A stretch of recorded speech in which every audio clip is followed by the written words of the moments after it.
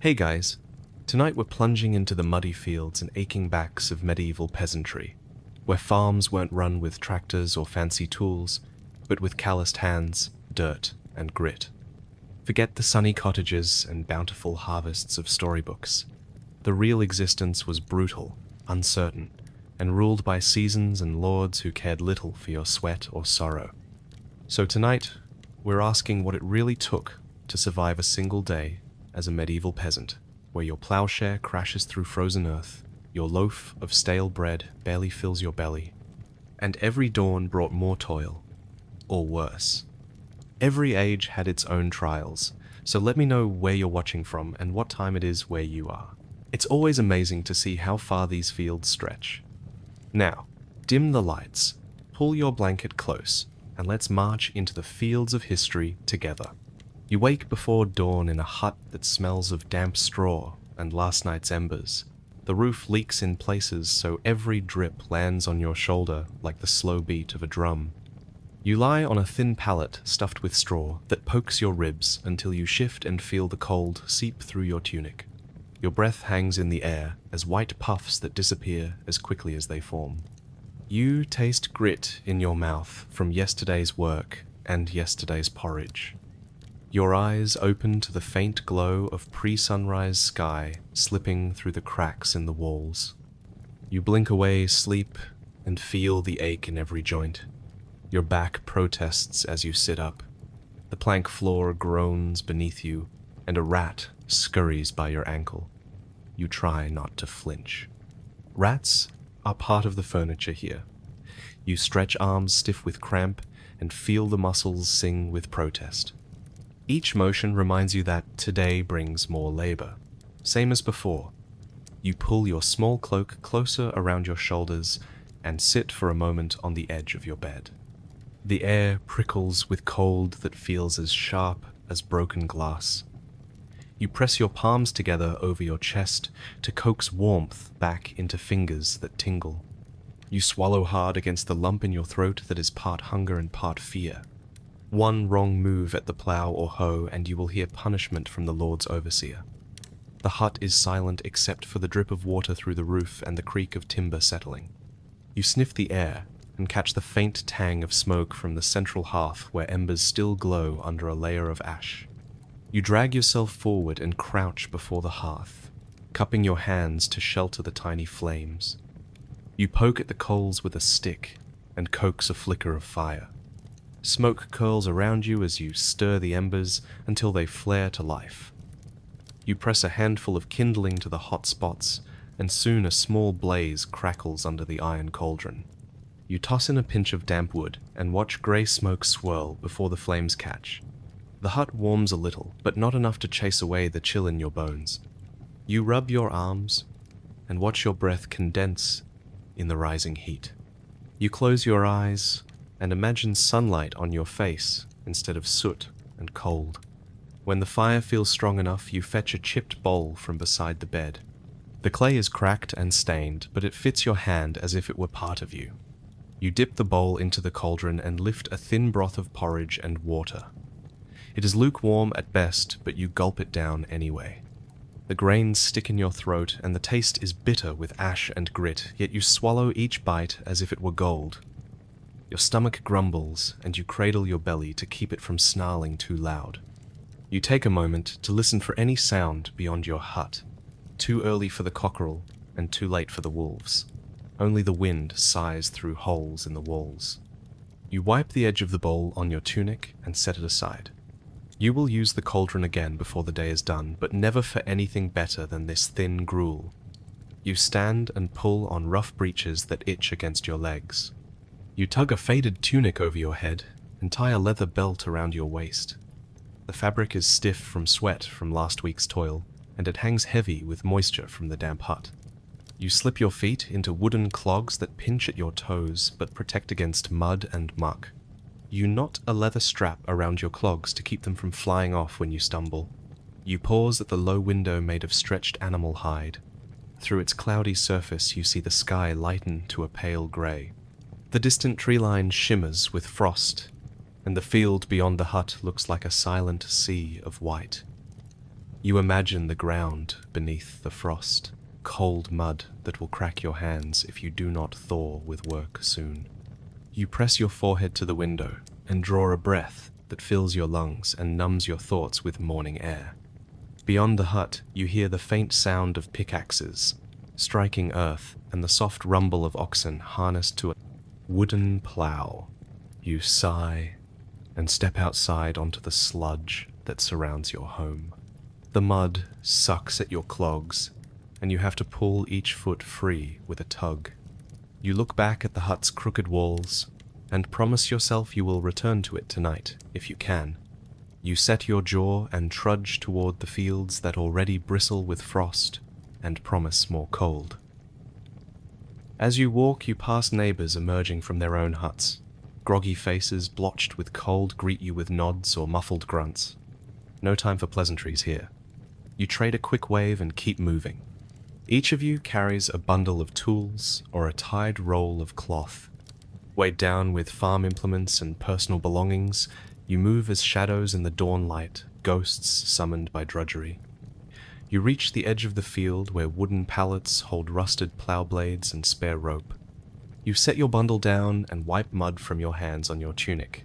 You pat your pockets to check for flint and tinder, salt pork, and dry biscuits. You find enough to last until midday, maybe until you luck into some extra meal from the manor kitchen if you dare to ask.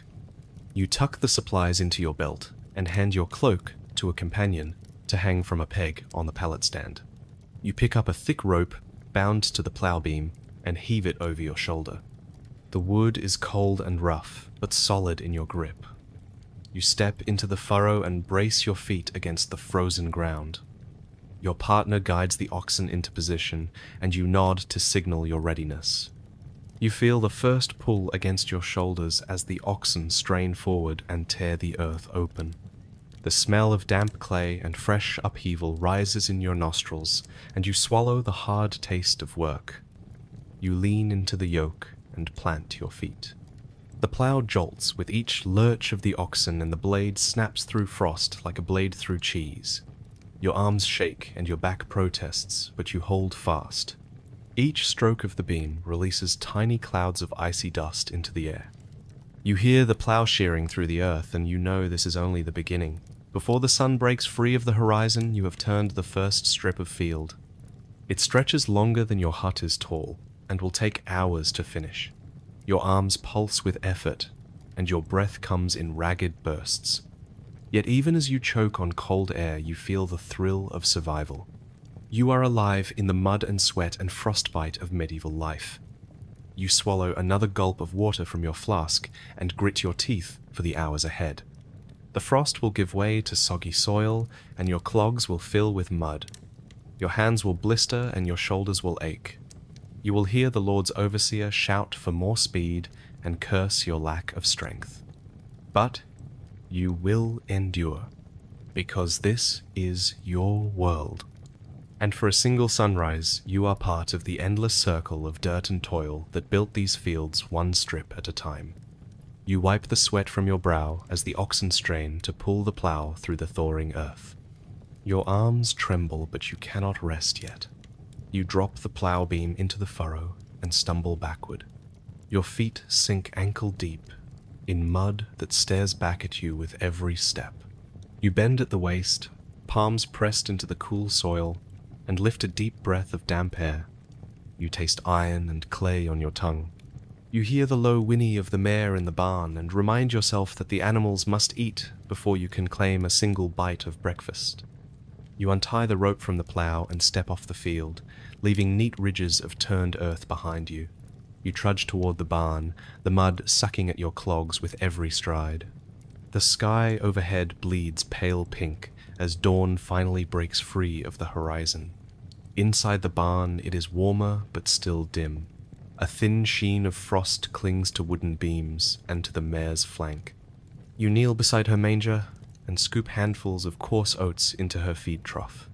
She nudges your shoulder with her muzzle, impatient for more. You scratch behind her ear and feel the soft sweep of her coat under your fingertips. This small kindness makes the cold dull at your bones for a moment. You lift the bucket you carried from home and empty a measure of stale barley into the pig's pen, where a rusty trough waits. The pigs grunt and scramble for position, but one spots your hand and nudges you for a treat. You rub its bristly head and pat its flank before stepping back. Your knees ache from the squat. You straighten and stiffly shake out your breeches to shed caked mud. Next comes the chickens. You scoop your hands into a burlap sack of grain and scatter kernels across the yard. Clucks and frantic flapping follow as birds peck and scramble. One plump hen sidles close enough for you to stroke its back. You cradle it under an arm and feel its beating heart against your side. You tuck the bird under the arm you most need free and half-carry, half-walk to the coop. You slip the hen into a nest box and crane your neck to peer under straw. 3 eggs glimmer pale beneath the bales. You gather them carefully in your hand, careful not to crack the fragile shells. Each egg is a treasure you will nuzzle into the morning porridge at dinner. Meal. You push open the hut door and feel the blast of cold air that chased the embers of your fire away. You poke at coals and stir them back to life. Sparks dance in your palms as you blow until a small flame leaps. You fetch a lumpy piece of salted fish from storage and fling it into the cauldron. The broth hisses and spits as fat bubbles to the surface. You add a handful of the eggs you collected, and with the barn chores done, you hang the empty sack on a peg and head back to the hearth for a second. Watch them poach in the rising heat. While the stew simmers, you step outside to gather firewood. A pile of thin branches lies near the edge of the woodlot. You heft a handful at a time to your shoulder and trudge back to the hut. Each load leaves splinters in your tunic and drips sap on your neck. You dare not complain. Without fire, you would shiver through the day. You stack the wood against the wall and wipe your hands on your breeches. By the time you return, the stew is ready. You ladle a generous portion into your chipped bowl and breathe in the hot steam. The smell of fish and eggs mingles with wood smoke in your nostrils. You take a careful sip and let the warmth slide down your throat. The taste is salty and rich enough to banish hunger for another few hours.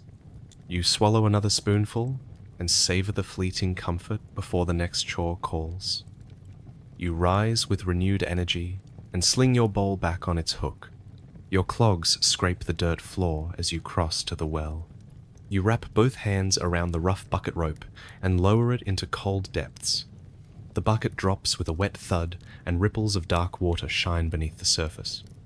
You heave it up, each curl of rope sending shock through your shoulders. At last, the bucket clears the opening and you spill water into a leather jug for the day's work. You sling the jug across your back and step onto the threshold. The air greets you with fresh winds that taste of upcoming rain. You pass your neighbors who carry bundles of firewood or lead goats to pasture. Their faces are drawn but resolute. You exchange a quick nod. No words are needed.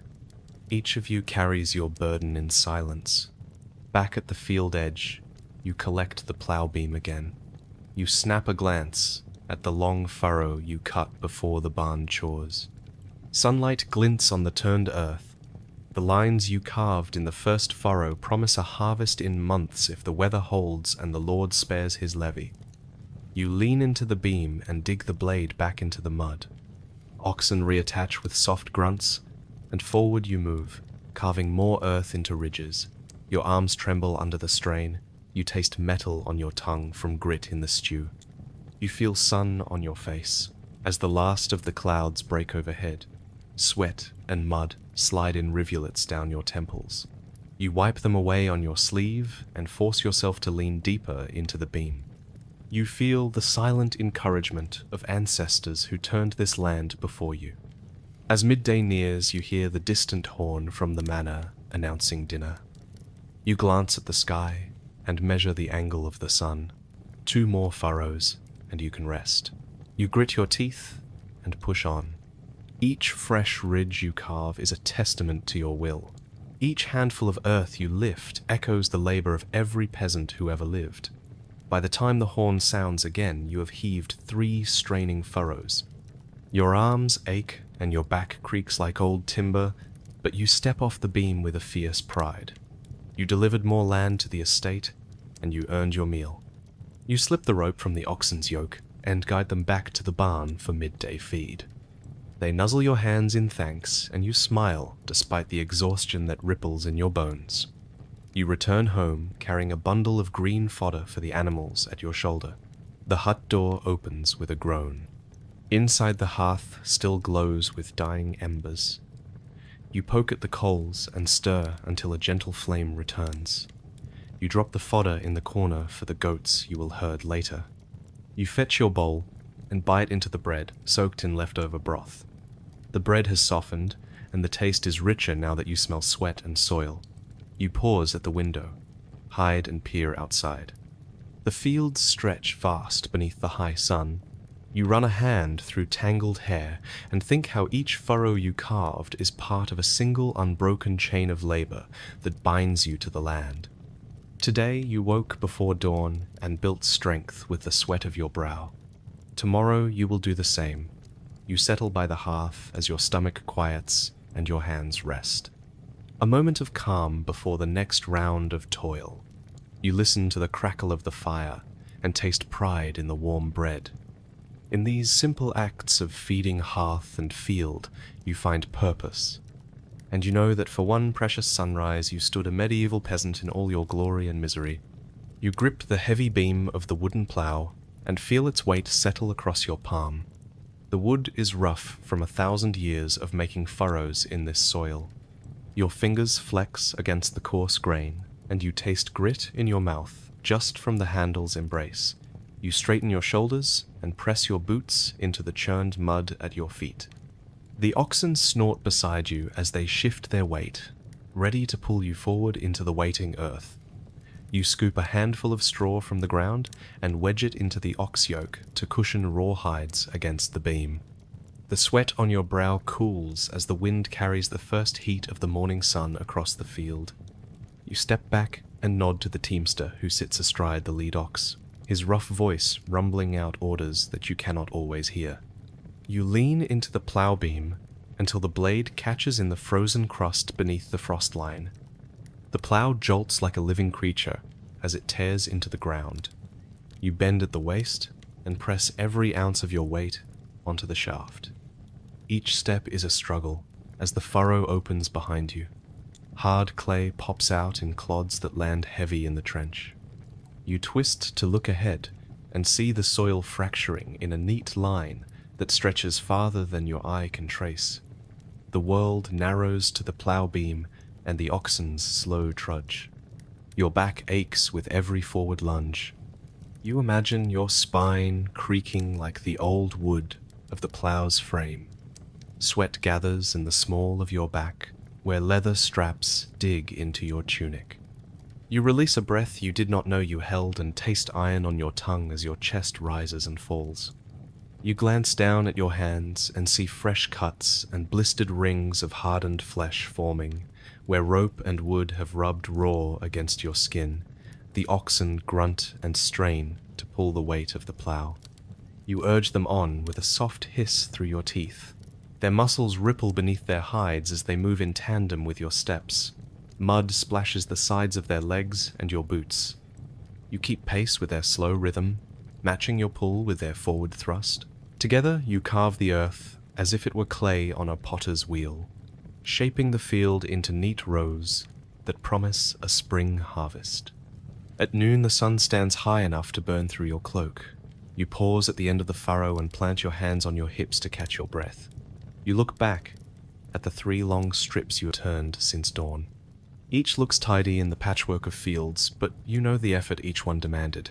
You lift the plough blade out of the ground and rest the beam on your shoulder. The wood presses into your flesh and leaves a bruise where you lean.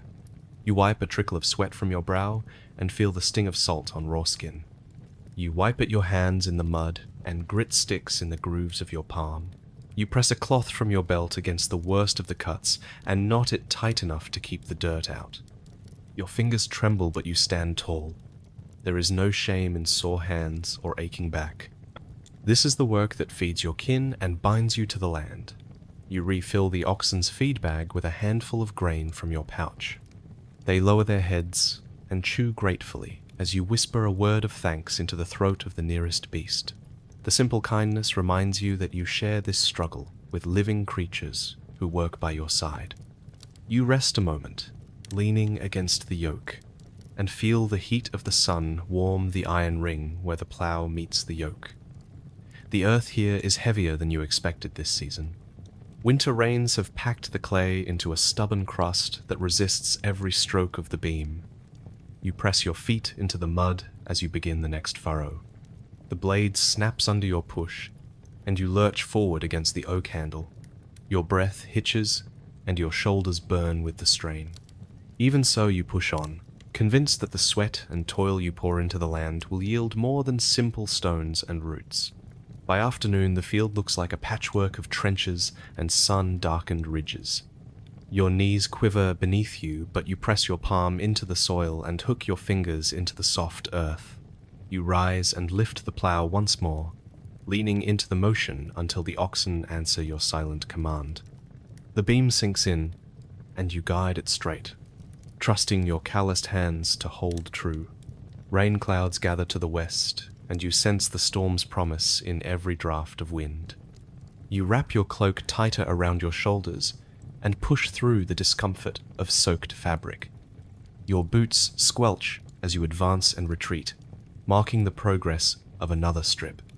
Each pass of the plow blade loosens the earth and readies it for seed and hope. You feel a glimmer of triumph in the promise of green to come.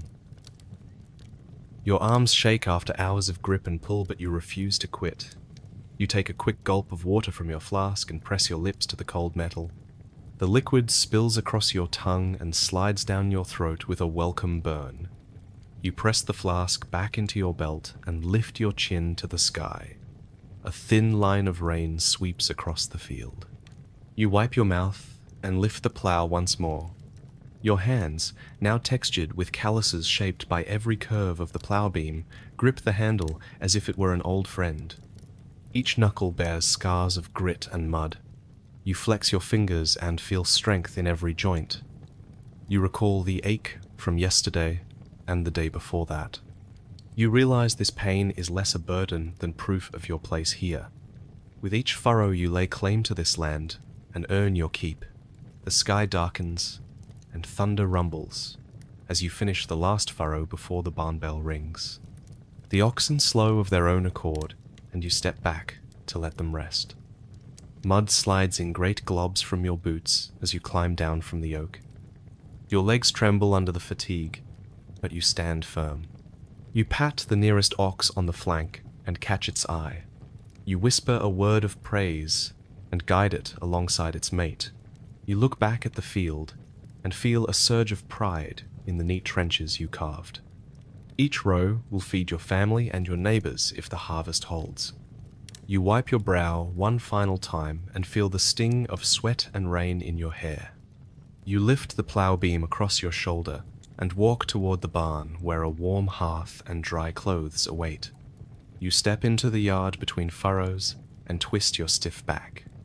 You feel the heat of labor in your bones and the calluses in your hands. You smile through exhaustion and know that when dawn comes again, you will return to this field. But for now you let the ache sink in and savor the fierce pride that comes from hard plow and calloused hands. You lift the plow beam again and settle your feet in the soft furrow you carved before the sun climbed high. The wood feels heavy in your hands, as if it carries the weight of every furrow you have carved today. Your arms tremble slightly when you brace the yoke against your shoulder, but you grit your teeth and lean into the motion. The oxen snort and shuffle forward as you guide the blade deeper into the earth. Each step is timed to their slow pull until the plow blade snaps through soft soil that cracks open in rough plates. You rise a little with each forward heave and let out a breath of effort that tastes of sweat and soil. Mid-morning brings a sudden crack as the plowshare strikes a hidden root. You stumble and feel the metal edge wobble against the wood frame. The oxen hesitate beneath the sudden jolt. You press a hand to the beam and mutter a prayer under your breath. Crouching in the furrow, you pull a small hammer and wrench from your belt. Mud clings to your knees and your tunic rides up wet and heavy across your back. You hammer at the iron bracket until the metal shifts back into place. Sweat drips into your eyes, but you scrape it away with the back of your hand. The repair holds and the oxen resume their steady pull. You rise and toss the tools back into your pouch. Your neighbor lurches past on the other side of the same strip. You call out to him and he pauses to share a quick trick he learned for keeping the yoke steady when the sun bakes the soil dry. He blinks in the glare and offers you a handful of flax seeds as thanks for yesterday's meal. You take them and tuck them into your pocket. You return the gesture by pointing out a low spot in the field where water pools into a muddy trap that can swallow a plow blade. He nods and limps on as you wipe your brow and watch his figure shrink toward the barn. The brief camaraderie steels your will for the next stretch of labor. By midday, your hands are maps of calluses and fresh tears.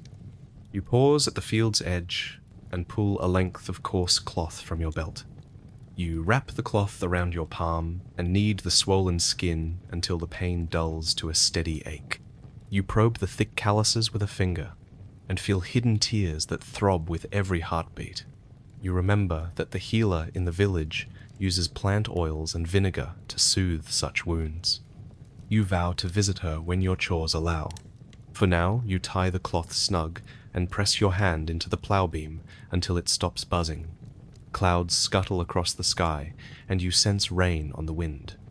You lean over and scoop handfuls of the turned earth to test its dampness. The soil clings heavy and dark between your fingers. You pat down the top ridge and watch how it holds its shape. In a moment, the first droplets fall like a cold warning. You wipe mud from your face and pull your cloak tighter across your shoulders. The rain hammers the field in thin spines, and you pause your work to let the worst pass. You stand still in the whispering downpour and feel each drop run down your neck. When the rain eases, you return to the field with renewed grit. You loop a coil of rope around the oxen's yoke to shore up the timber supports that have loosened under strain. Your fingers twist the rough fibers until the knot looks firm enough to hold. You step into the furrow and press the plowshare deep into the softened soil. The world narrows to the rhythm of earth cracking and your boots splashing in the muddied trench. Each pass brings fresh clouds of clay dust, even in the damp air. You welcome it as proof that you are alive and in control of every furrow. As the sun begins its slow sweep toward sunset, your arms burn with exhaustion, but you refuse to yield. You coax the oxen through one final stretch of field. Each forward tug of the plow and each step of the beasts beneath you carries you closer to the barn. At last you haul the plow beam from the earth and rest the wood on your shoulder with a grunt. You step out of the furrow and feel the world shift beneath your muddy feet. You pat the plowshare as if it were a comrade and whisper thanks that it held true. You guide the oxen back along the path you cut this morning. Behind you, the field gleams with dark trenches, nestled between ridges that form neat lines in the fading light. You feel pride surge through your tired limbs. You carried wood, metal, and rope on your back. You carved earth with only brute strength and rough tools. You bent calloused hands and scorched raw skin against the day's labor. And yet you stand here alive with the fierce pride of knowing you tilled this land with your own two hands. You step into the barnyard and breathe deep of hay and sweat and promise yourself that tomorrow at dawn you will return to the field once more. You step out into the field before dawn's first light, the air thick with mist and the scent of wet earth. The furrows you carved yesterday lie between clumps of stubborn weeds that have already begun to reclaim the soil. You clutch a simple wooden hoe in one hand and a wicker basket in the other, its handle rough against blistered palms. Each plot you tend is no larger than a small room, yet the row upon row of seedlings demands endless attention. One stray burdock hooked on a tender shoot can smother an entire clutch of wheat if you let it grow. With a practiced swing, you drive the hoe's blade beneath a patch of knotweed. The metal slips under tangled roots with a sickening pop, and you lean your weight into the handle until the weed lifts free. Clods of mud stick to the fresh root as you drag it free and let it thud into the basket. Your back arches with the motion, and you feel a jab of pain between your shoulders, a reminder that these strips of earth never rest, and neither can you. Rain begins to fall in thin sheets, turning the ground into a quagmire. Your boots sink ankle-deep with every step, and mud oozes between your toes. Instead of the hoe, you switch to pulling by hand, root by root, so as not to damage the seedlings you've barely managed to coax into life. You grip the base of a daisy-like weed and tug until the root and its surrounding soil pop free. The cold rain soaks through your tunic, but you barely notice. There is no shelter here, except hard work. The basket at your side fills fast, with green and brown refuse. You pause to knock off the heaviest clumps of clay from a handful of twitchgrass before dropping it in. The weight of the day becomes literal as the basket grows heavier, but you cannot stop. A single moment's rest risks letting weeds seed and spread, leaving you to fight them again tomorrow. And the next day after that, you grit your teeth and lean back into the motion. Between each weed, you inspect the young shoots of barley, fingers brushing dew from their leaves. The rows are tight and neat, no wider than a finger's breadth between stems. One careless dig could uproot a tender sprout and halve your yield come harvest. You repay the soil's mercy with reverence, planting each seed in straight lines and keeping the spacing exact. Yet, however precise your care, the weeds grow faster than you can pull. Your neighbor appears at the next strip, hoe in hand, and face drawn from weather and worry. He calls a greeting, and you wave through mud-streaked rain. He tips his hat and offers you a handful of wild fennel seeds to sprinkle in the paths between rows, claiming they deter certain pests. You accept and nod, but you know tomorrow you'll still bend to weed. There is no magic in this work, only arms bent to the ground, and a heart that refuses to quit. The sun breaks through low clouds by midday, burning off the rain but bringing blistering heat. You shelter under a small tree at the field's edge and bite into a crust of bread you saved for lunch. The crust is chewy from damp, but your stomach grumbles in gratitude. You pour cool water from your skin-softened flask into your mouth, tasting straw and sweat. Even as you rest, you keep an eye on your basket, ready to strain another patch of field in a moment's notice. Back in the rows, the ground has begun to dry and crack. Dried mud cakes the hose blade and forces you to stop every few strokes to clear it. You lean over and scrape the blade on a flat stone, the metal spark bright under the sun. Sweat runs down your back, soaking the cloth and chilling you as the breeze stirs. You shrug free of your tunic's damp weight and tie it around your waist, skin prickled by sweat and grit. In the afternoon light, you tackle a section overrun with thistles. Their barbed leaves snag your sleeves and sting your skin if you brush too hard.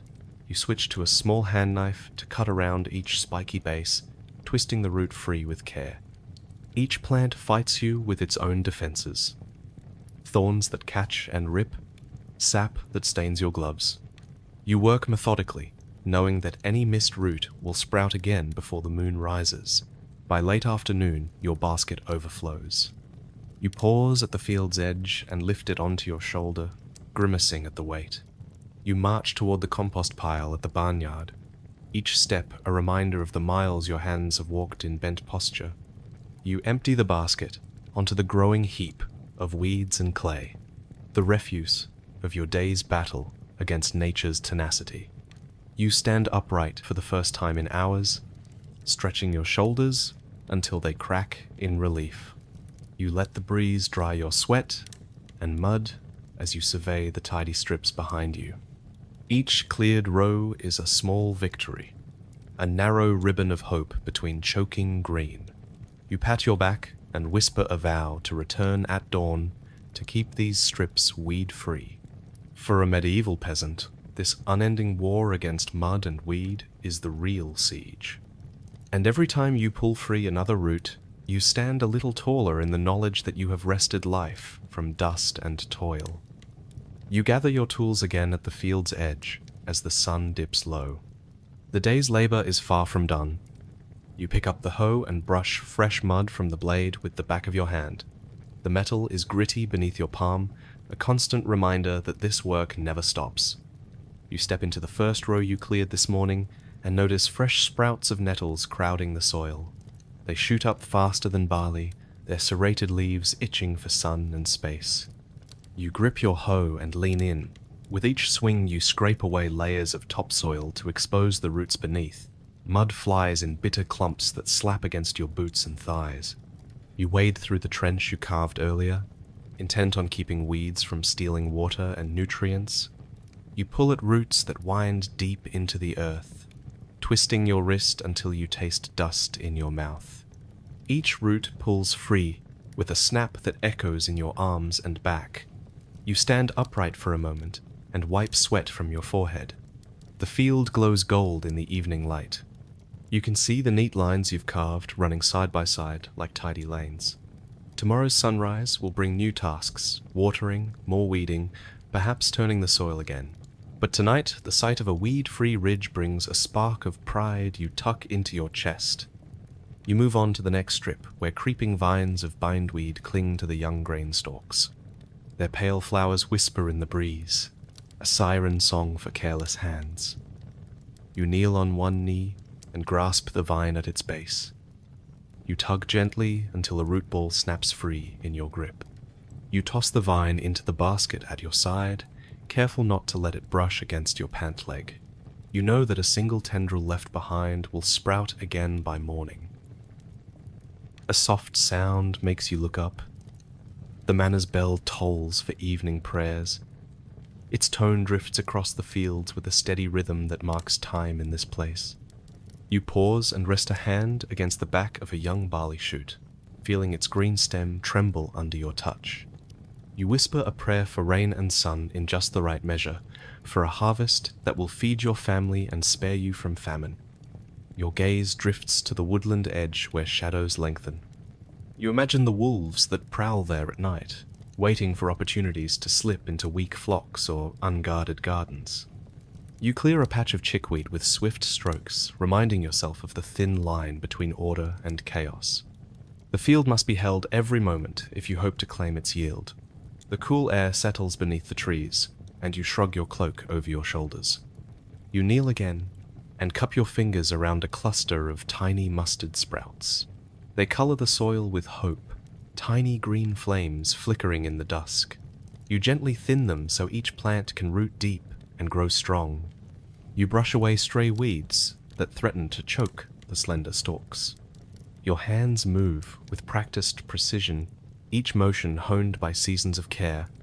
A neighbor's lantern glows in the distance as he begins his walks through his own strips. You hear his footsteps soft against the grass path and the clink of tools on his belt. You lift your head and give him a nod, the slightest lift of your chin. He returns the gesture and carries on. You feel the silent camaraderie in the shared toil. Night air grows colder, and you shiver beneath your cloak. You press your palms against your cheeks to chase away the chill. You work faster now, racing daylight to finish the last beds before darkness swallows the fields. You rake the blade of your hoe along the shallow trench one final time, cutting any tiny shoots of chickweed that escaped earlier pruning. Your basket is nearly full of weeds again, and you know this pile will only sprout more next season if you do not burn it. You cast your load onto the compost heap beside the barn, the green refuse rotting into future fertilizer. The fragrant steam rises from the heap in the night air. You press your hands to your knees and breathe deep. The scent is sour but comforting, the smell of life recycled through sweat and mud. You step back into the field and survey your work. The rows you tend run like silver lines beneath the moonlight. You kneel by a single barley shoot and trace its blade to the soil. You brush mud and clods away and feel the cool ground cling to your palm. A single drop of dew glitters on the leaf tip. You lift it to your lips and let it vanish on your tongue. Water tastes sweeter than ale, even in the thinnest measure. Your bones ache from kneeling so long. You stretch your hamstrings and stand slowly, each joint protesting the shift. You dust straw from your knees and wipe your hands on your tunic. You slip your small knife from its sheath and trim ragged edges from a broken blade of grass that scratched your calf. Even these small scrapes can fester without care. You press a dab of vinegar wrapped in cloth to the cut and tie it in place with a strip of linen. A chill wind stirs, and you pull your cloak tighter around your shoulders. You step into the soft mud one last time and follow the edge of the field back to the barnyard. Your boots squelch and leave muddy footprints in the path behind you. You pause at the threshold of the barn and look back at the furrows and beds you tended. You feel a quiet victory in knowing tomorrow you will return and face the weeds anew. Inside the barn, the lantern flickers beneath hay bales and leather harnesses. You hang your tools on a peg and wipe your blade with a scrap of cloth. Each motion is a ritual of care. Clean tools last longer, break less, and save you effort when you need them most. You wipe your boots on the threshold mat and step onto straw, grateful for dry ground beneath your feet. You head to the barn wall, where a roasted glow hints at the hearth beyond. You find a tin cup and fill it with warm broth ladled from the cook's pot. The steam warms your face as you carry the cup to a bench. You sit and cradle the cup, letting the heat seep into your palms. You sip the liquid slowly, tasting carrot and turnip softened by hours of simmering. You close your eyes and listen to the gentle clucks of hens settling in the coop and the low creak of the barn door as the wind moves it. You taste salt and life mingled in the stew. You remember every weed you pulled, every seedling you spared, every hour you bent to the soil. Each moment of toil now tastes like triumph in the simple bowl. As the last drop of broth warms your belly, you rise and set the cup aside.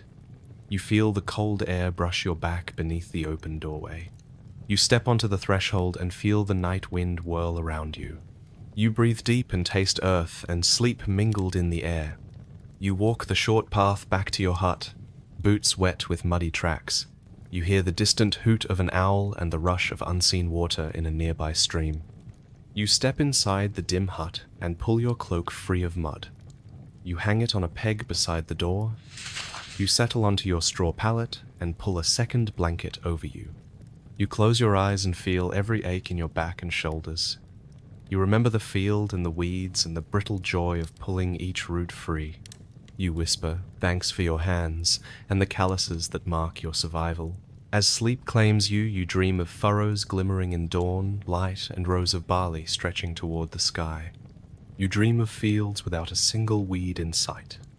Tomorrow, you will wake again before dawn and return to the muddy trenches. And in that relentless cycle of work and rest, you find the fierce pride of a medieval peasant whose hands know the strength of land. You step into the low doorway of the hut and feel the soft warmth of the hearth wrap around you like a worn blanket. The rough stone fireplace fills one wall and is blackened by years of soot and smoke. An iron pot hangs from a hook above the glowing embers, and its contents simmer in a thin broth you know well. It holds water, a few root vegetables, and the last scraps of salted meat. The air inside is thick with steam and the sharp scent of vinegar that you have come to crave even when your stomach roars with emptiness. Your boots make soft thuds on the straw floor as you move closer to the fire. One hand brushes soot from the pot's handle and the other rests on the rough-hewn table beside you. 2 loaves of bread sit there waiting. They were baked once this week in exchange for a share of your barley. The crust is as hard as any stone you have turned in the fields, and the inside is dense with bran and grit. You lift one loaf and turn it in your hands. You could eat it in one sitting if you dared, but this half loaf must last until the next dawn. You slice off a thick chunk with your short knife. The blade scrapes across the crust and sends crumbs scattering over the table and onto the straw below. You brush the crumbs away with your sleeve, because not a single grain should go to waste. You tear the piece in half and press one half into the simmering broth. The bread soaks up liquid until it softens and swells. You lift the spooned stew and softened loaf to your lips. It is lukewarm and thin, but you savor the welcome heat. The vegetables are tender, and the meat is barely more than tendon, but it is enough to chase away the chill that has settled in your bones. Your child sits by the fire's edge on a scrap of cloth and rocks a tin cup between small. Hands. You break off the second half of the loaf and hand it over without a word. The child bites into the softened bread slowly, as if each chew is a blessing. You watch for crumbs on the chin and wipe them away gently. The sight eases the hollow ache in your own belly. Your partner sits across the fire, eyes shaded by the dancing flames. Wrinkled hands rest in the lap, and a faint smile appears when the child giggles at a stray onion floating in the broth. You ladle another portion into each bowl and set them on the table. You lift the small ladle to your own mouth and taste broth that sings of carrot and turnip. You swallow in measured bites, each spoonful a fleeting comfort. Hunger tugs at your senses, but you hold it at bay for as long as you can. A neighbor slips in through the doorway holding a woven basket. The mud from the field still clings to their boots, and the cloak drips with rain. Inside the basket are 2 bright apples from the merchant who passed through earlier. The neighbor sets them on the table and bows their head. You reach out and cradle the fruit with rough hands. You place 1 apple within reach of your child and watch as eyes light with delight. You slice it into slices with the knife, then offer the first sweet piece. The taste is crisp and sharp, and you close your eyes to savor it. Outside the hut, the wind rattles the eaves and the rain taps on the roof. The light in the hut softens as embers glow in the hearth. You finish your broth and set down the wooden bowl, scraping every last drop with a finger. You drop the remains of the crust to the barn cats. They emerge from the shadows, tails high, and snap at the bread with happy squeaks. Even moldy bread feeds them, and you feel better knowing nothing goes to waste. You carry your child to the straw pallet in the corner. You tuck them under a thin blanket and smooth hair from their forehead. Their eyelids droop as the warmth of the hut and the comfort of the stew bring them close to sleep. You cast a glance at your partner and share a nod that says together you will endure another night. You rise and pour water into a wooden basin. You wipe soot from the bowls and set them to dry by the hearth. You refill the pot with cold stream water so it will be ready for morning porridge. Then you lean against the hearthstone for a moment, warming chilled shoulders. You taste the last sweetness of apple on your lips and breathe in the smoky air. You lie down on your own pallet and pull the blanket close. Hunger will return before dawn, but for now the warmth of the hearth and the memory of bread and broth lull you toward sleep. Outside the wind still moans, but inside the hut you have tasted enough comfort to last until first light. You rise before dawn to tend the hearth once more. The coals lie buried beneath ash, like embers waiting to be reborn. You clear away the grey dust with a poker and coax a flicker of flame from the stubborn embers. The tunnel of smoke rises straight for the rafters as you lift a handful of kindling and hold it to the glow. Soon a small blaze crackles beneath the iron pot that will serve as your cauldron for the day's porridge. You measure out a cup of barley from the clay jar tucked beside the hearth. The grains rattle as you pour them into the pot. You add 3 cups of water drawn from the well and deliver a steady stream of bubbles that break the silent dawn. You stir with a wooden spoon carved from an old oak branch. The spoon is smooth in your grasp, even though its handle bears grooves made by your own hands. While the barley cooks, you heave open the hut door against the cold air. You step outside and carry a bundle of dry twigs to the hearth. The wood snaps beneath your burden and falls into a basket by the hearth. You toss in a few pieces and close the door to seal the warmth inside. You return to the pot and stir again, watching how the grains swell and soften in the heat. Your neighbor comes in behind you, carrying a small pouch of dried peas. They earned it in exchange for a handful of eggs. You nod in thanks and tip the peas into your cauldron. The mix of barley and peas simmers into a thick mash that smells of earth and promise. You stir until the porridge reaches the right consistency. It will not satisfy hunger, but it will ease the edge of emptiness gnawing at your belly. You fetch 2 cracked bowls from beside the table. Each bowl bears a chip that you glued with clay weeks ago. You ladle a portion into each bowl and watch the steam rise in twisting threads. You dip your spoon and taste. The porridge is bland, but it carries a faint sweetness from the peas. You swallow a bite and release a hum of approval. You share the second bowl with your spouse across the table. Outside the hut, the sky lightens to pale grey. You lift your mug and warm your hands on its rim. A single swallow of porridge soothes your throat, but hunger still presses at your sides. You break a small piece of crusty bread from yesterday's loaf. The crust cracks under your fingers and you dip it into the porridge. It softens quickly in the hot mash. You bring the soaked bread to your lips and chew with deliberate care. The door opens again as the child enters barefoot and yawning. Their hair hangs in damp strands around their face. You hand them the last piece of bread and watch them devour it with surprising grace. They savor each bite. You press your palm to their back to steady them as the porridge drips on their woolen tunic. You gather the crumbs and sweep them into your hand to be crumbled into the stew pot later. The oxen bray from the barn. You slide down from your bench and tie your tunic at the waist. You wipe your mouth on your sleeve and step into the yard to feed them. Each animal nuzzles the grain from your hand as if it were a delicacy. You offer thanks in a soft tone and scoop fresh water from a trough. You return to the hearth to fill your water skin for the day. Back inside, you spot the broken loaf you left in the corner. It has dried into a rock-hard slab. You pull out your knife and chip off a few shards to fry in the remaining porridge on the stove. The fragments crisp in the thin grease left from the salted meat you cooked earlier. You toss them into your bowl for a last bite. The crunch surprises your senses. In that small moment, you taste something close to luxury. You clean the bowls and spoon and hang them to dry beside the fire. You lift a small basket of wild herbs you foraged by the river yesterday. You crush mint and sorrel leaves between your fingers and toss a handful into your pouch. Later you will boil them into tea. Even a bitter brew warms the stomach and calms the mind. The morning chores call. You step outside again, feeling the sun's first weak rays on your face. You close your eyes and breathe deep, tasting barley, peas, bread, and sweat on the wind. Hunger may return within hours, but this small feast has fortified you for the field. Meanwhile, the pot that held your porridge cools on its hook. You lower it and scrape out every last bit of mush into a basket for the pigs.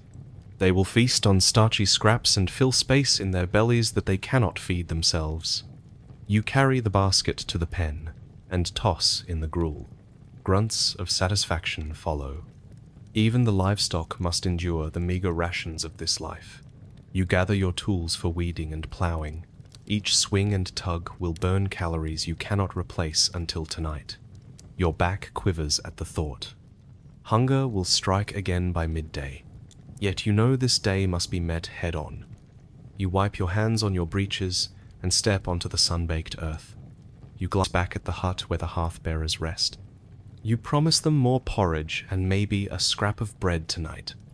By dusk you will return, knuckles blistered, shoulders aching, stomach hollow. You will coax the embers back to life, simmer barley and peas in that scratched iron pot, and soak stale bread in the thin stew. You will taste the same bland porridge and toasted crust, but tonight you will taste the comfort of survival, a warmth no feast of princes could match. Until then, you carry the memory of today's ration in every step you take, in every seed you plant, in every weed you pull free. Hunger is a shadow that follows every peasant. Yet around the hearth you reclaim a small victory over emptiness. You feed your family a meager meal and find strength in the simple acts of cooking, sharing, and persisting. And so you march back toward the fields, where weeds and furrows await. You hold the promise of the hearth and bread against the hunger that gnaws. You hold the knowledge that every grain you sow and every scrap you eat comes from sweat and sacrifice. That is the life of a peasant. That is the weight of survival beneath a sky that offers no promise beyond the next dawn. You awake before dawn to the summons of the manor bell echoing across the fields. It tumbles through the mist and rattles in your bones. You rise from your straw pallet and pull on boots stiff with mud from yesterday. Your heart sinks because you know this summons will not be for your own land, but for the Lord's demands. You step into the yard where fellow peasants gather, lanterns in hand and breath swirling in pale clouds. The bailiff stands by the old oak, ledger in hand, eyes cold as iron. He reads from the list of names and points each of you toward a task. Some are ordered to repair the Lord's road leading to the keep. Others must haul stone from the quarry to shore up the granary wall. You nod when your name is called, and collect a heavy wooden shovel and a leather water flask strapped to your belt. You march in silence along the muddy path to the manor's guardhouse. The earth shears under the feet of your oxen, ploughed fields left abandoned while you serve. With every step you feel the fields you own slipping further behind in unturned furrows and unpulled weeds. You feel guilt gnawing at your belly for every hour spent under the Lord's whip instead of planting your own seed. At the guardhouse, a line of carts waits, each loaded with stones for the manor's new stable. The bailiff assigns you to cart 7. You climb into the wooden trough and squat on the rough planks. The bailiff measures out your forced labor levy in days. You owe 6 days this season for the corvée and another 3 for building the manor's dovecote. All of it on top of tithes and taxes that swallow a quarter of your harvest. You grasp the cart's rail as the oxen pull, each hoof crushing unripe barley and soft clover in fields that will go untilled. You feel the bones of your hands creak as you hang on. Each jolt threatens to spill you onto the road, but you cling tight because dropping to the mud would cost you another day of labor. You taste dust in your mouth and feel it grind between your teeth. The manor's blacksmith throws a raven-haired look your way as you trudge past. You lower your head. You know the blacksmith will demand unpaid hours to forge new hinges for the gatehouse. You cannot refuse. The law leaves no journey for a poor man's protest. When the cart slows, you leap down and heft a granite block onto your shoulder. The stone is heavy enough to bruise your ribs and cut your fingers on every rough edge. You brace your feet against the cobbles and carry the stone to the stable wall. Sweat runs from your brow and drips into your eyes. You blink away the sting and set the block into the mortar. Your hands cradle the grit between stone and stone until the block sits snug. By midday, the sun piercing through grey clouds has turned your tunic into a soaked rag. The bailiff's shout echoes for a break.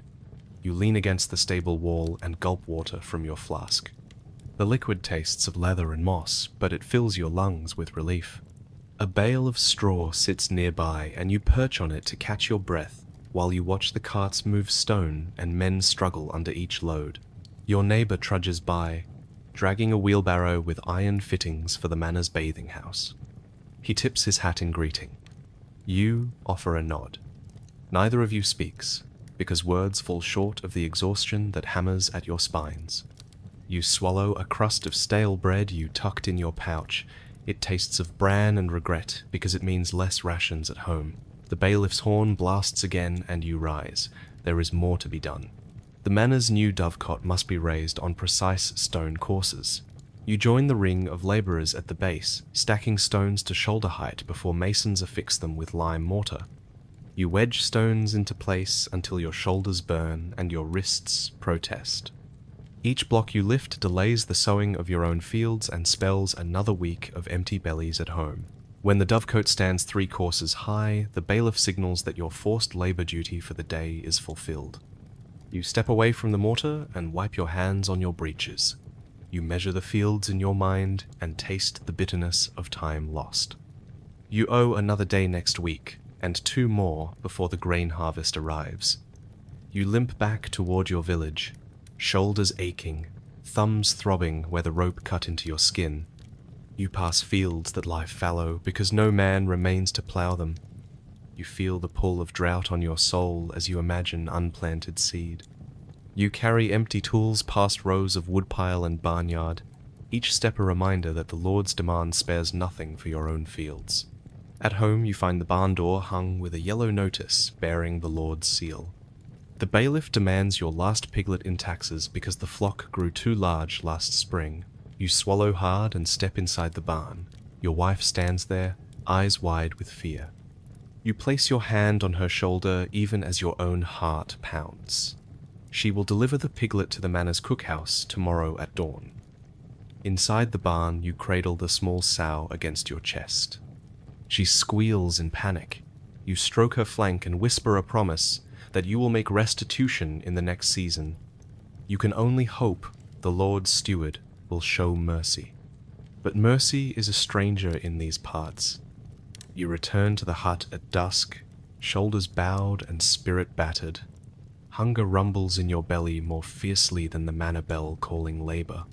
You sit by the dying embers of the hearth and imagine the harvest that will feed your family for another year. You know you will owe the tithe on that harvest too. 1/10 of every kernel will vanish from your barn and fill the Lord's granary. You stir the last remains of the day's porridge, thin and lifeless. You press stale bread into the mush and dip in until it softens. You swallow the mash without tasting as you count the days left before the season's demands end. There are still months of labor ahead. You pass the bowl to your child, who licks every drop clean. You feel shame at the meager meal you offer, but pride in the fact that you provide at all. You step outside into the cold night and look at the moon peeking through ragged clouds. You think of the corvée duties that will call you back at dawn. You think of the taxes and tithes that strip your land of its bounty. Yet you know that, despite the endless demands of the Lord, despite the empty fields and hollow bellies, you remain tied to this soil by blood and sweat. You stand a peasant forced to serve before you can sow your own crop, but you endure because survival demands you do so. And in that endurance, you carry the fierce pride of standing your ground, even at the expense of your own fields. You stumble back to your own fields at dawn's second call, the memory of yesterday's forced labor still heavy in your bones. Today, the Lord's steward rides in on a grey stallion, ledger in hand, flanked by 2 armed men. You feel the weight of their gaze as you drop your hoe and step forward. The steward announces that it is time for the tithe. You must surrender 1/10 of your barley from last year's harvest, and the same share of this season's potatoes and turnips. You watch as your neighbor lifts a sheaf of golden stalks and lays it on a rough wooden platform. The bailiff measures out the appropriate bundle and nods in approval before handing the rest back. You follow suit. You gather the few sheaves you manage to harvest with your own hands and set them down under the steward's stern eye.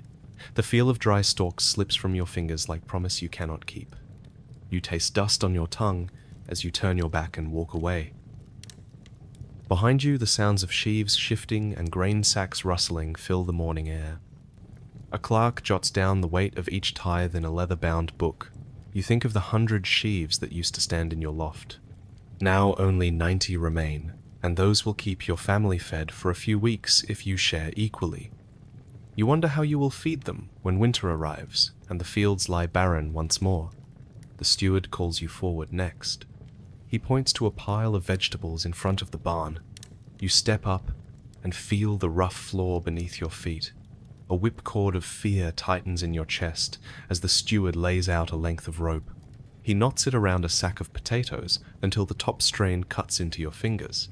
He juggles the sack back and forth to ensure it weighs the proper share. It wobbles on your hip like a bundle of stones. You carry the sack to the manor granary with shaking shoulders. Each step you take echoes through the courtyard and reminds you of the fields left waiting for your plough. You reach the twin doors and set the sack down beside the other parcels of produce. You watch the bailiff push the door shut on your livelihood. The heavy wood booms in your chest as if it were the heart of the Lord beating you down. As you leave the granary, the steward reminds you of tithes, in kind owed by every peasant.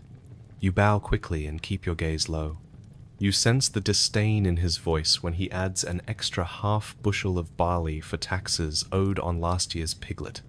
You wonder how the steward measured your family's piglet feeding in silver coin or grain. You swallow a dry lump of resentment and march back to the field edge. Your hands itch for the hoe once more, but you walk past the rows of young barley that need weeding. You choke back a curse when you recall that you owe more days of forced labor before this month ends. Your neighbor meets your eyes and shakes his head. We both owe the same fate, he mouths without words.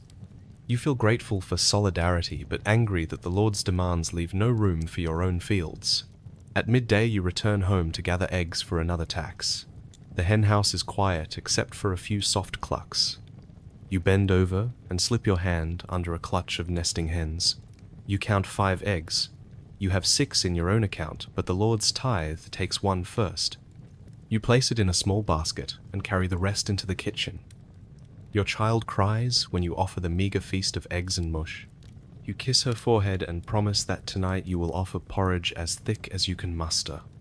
You step outside to find the steward's clerk waiting. He holds a copper chalice as if it were a symbol of power. He explains that all peasant households owe an annual levy paid in coin or produce. You have no silver stash. You offer the last pound of salted pork from the winter reserve, and the clerk nods gravely before pocketing the meat.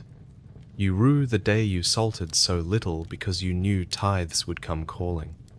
The bailiff's horn announces the afternoon corvée for road repairs. You drag your weary feet back toward the manor. You lift a plank to shore up a washout in the main road. Each hammer blows rings against your tender knuckles.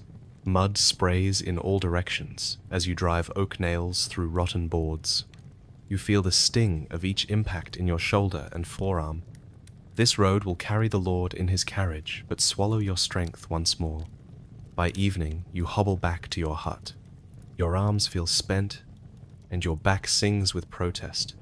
You look at the furrows you left untended this morning and taste failure on your tongue. You must choose between losing grain to weeds or losing strength to corvée. Neither choice leads to a harvest bountiful enough to keep hunger at bay. Inside the hut, your spouse greets you with a hollow smile that tries to hide worry lines around her eyes. You set down your tools and kneel by the hearth. The pot simmers with the last of the barley mash. You ladle 2 bowls of porridge and break the last bread loaf into torn chunks. You place them before your family in silence. Each of you eats without speaking, the weight of the day's tributes heavy in your bellies. After the meal, you pull the door closed against the cold night air. You settle on the pallet beside your child and stroke soft fingers through tangled hair. You breathe in the smoky warmth of the fire and promise yourself that tomorrow you will pry extra moments from the Lord's service to weed your own field, to feed your family, to keep your head above the tide of demands. You close your eyes and wish the sun would rise slowly. You know when it wakes it will call you back to the manor and the steward and the bailiff and their endless list of demands. You drift into a restless sleep full of visions of empty granaries and overgrown fields. You clutch these visions until dawn's bell rings once more, and hunger calls you back to labor and tribute.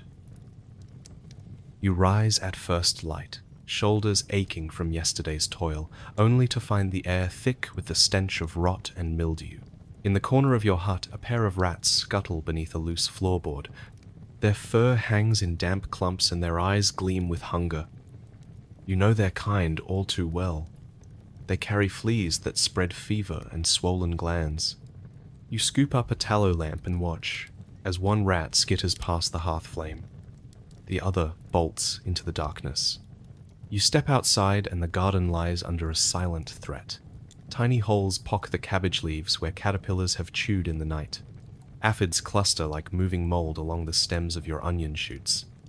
A single moth alights on your finger, its wings dusted with powdery scales. You brush it off and think of the locust swarms that travel in waves across distant fields.